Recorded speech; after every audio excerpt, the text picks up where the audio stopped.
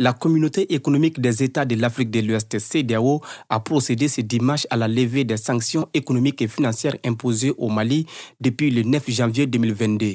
Un ouf de soulagement pour l'ensemble de la population malienne, notamment la classe politique, qui félicite cette action de l'organisation sous-régionale.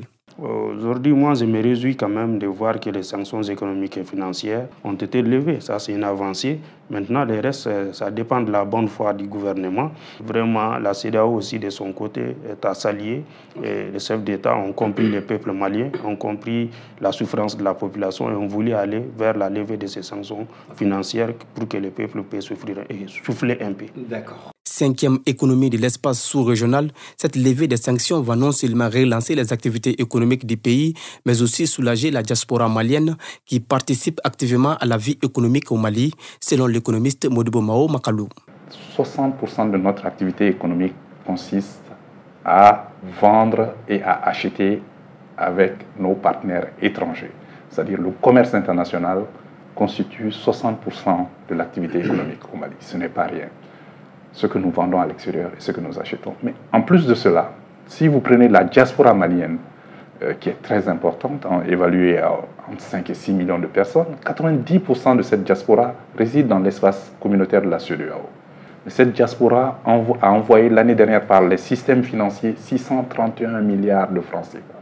Toutefois, l'organisation sous-régionale est contre la participation des autorités de la transition aux futures échéances électorales. Une décision très bien partagée par Issa Kaoudjim, ex-membre du CNT. Mais c'est conforme au texte de la CEDEAO.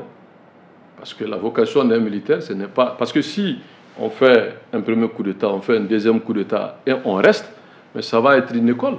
Ça va faire jurisprudence. Donc maintenant, je crois que la CEDEAO a bien tranché.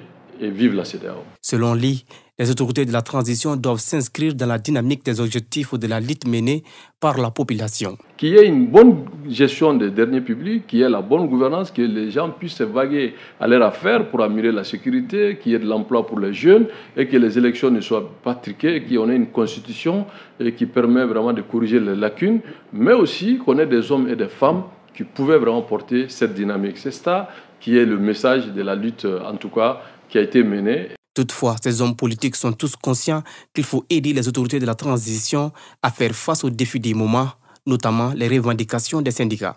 Il y a un paquet de sanctions, un paquet de difficultés que les autorités de la transition seront amenées à gérer. Donc c'est pour cela moi j'ose espérer que les syndicats, le front social puissent se stabiliser.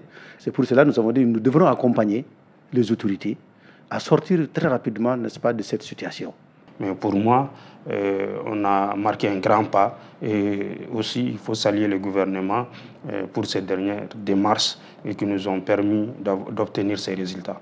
Je pense que nous devons continuer à soutenir la transition pour que cette transition réussisse, pour que nous puissions aider les autorités de la transition, vraiment que c'est vrai qu'il y a eu des erreurs, mais il s'agit du Mali. Les regards sont désormais tournés vers les préparatifs et le respect du chronogramme des élections, condition sine qua non pour la levée des autres sanctions de la CEDEAO.